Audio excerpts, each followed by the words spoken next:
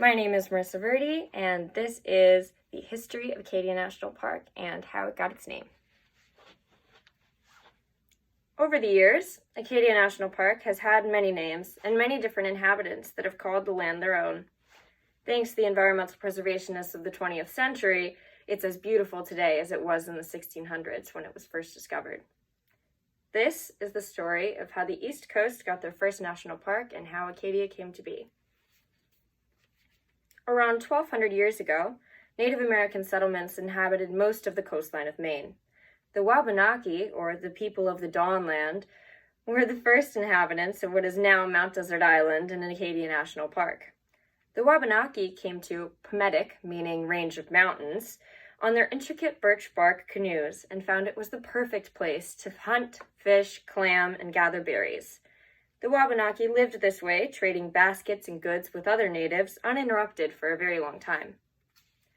It wasn't until the French came along in the 1600s that the Wabanaki's peace was finally broken, and Pametic got a new name.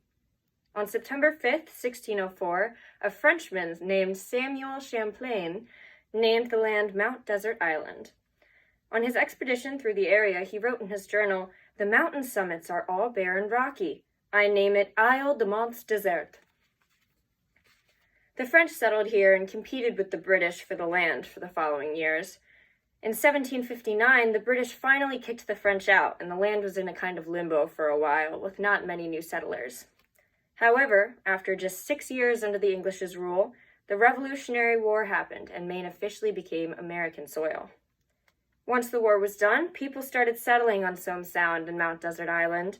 The area started farming, fishing, lumbering, and shipbuilding to make a now familiar way of life led by the sea and the soil.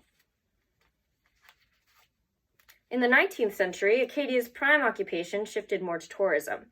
The Hudson River School of Artists played a big hand in the influx of tourism.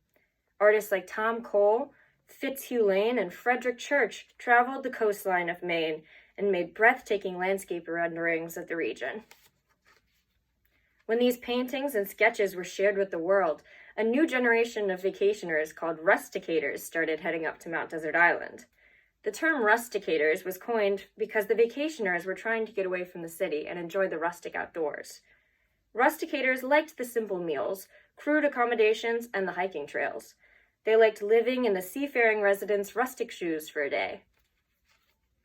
Soon, it became apparent that there were too many tourists and not enough establishments. There was a need to expand.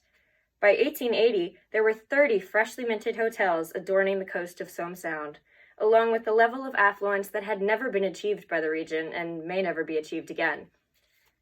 Mount Desert Island became a place to vacation for some of the most prominent families in the U.S., including the Rockefellers, the Morgans, Fords, Vanderbilts, Carnegies, and the Astors.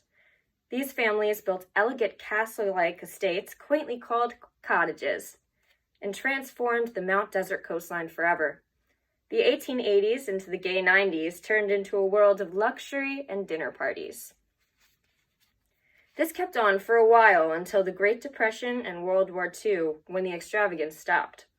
It wasn't until the Great Fire of 1947 when dancing flames engulfed many of the once great estates, and the island's short-lived golden era finally ended. One notable family, however, remained steadfast in its investment in Mount Desert Island.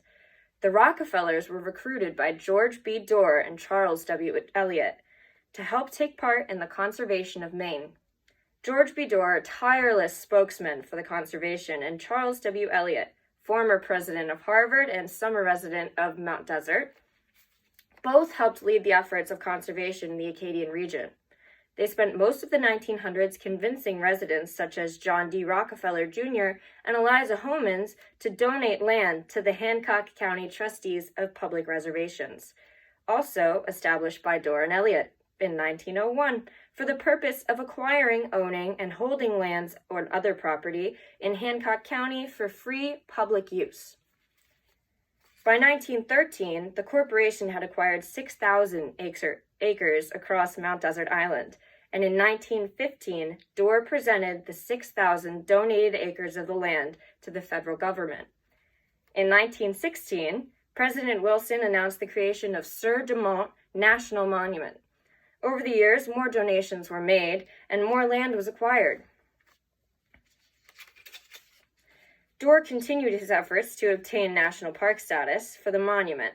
In 1919, the President Wilson signed the act establishing Lafayette National Park, Acadia's first name. The name was later changed to Acadia National Park, and the first national park east of the Mississippi River was born, the first and only national park made up of completely donated lands to this day. And that is how Acadia National Park got its name.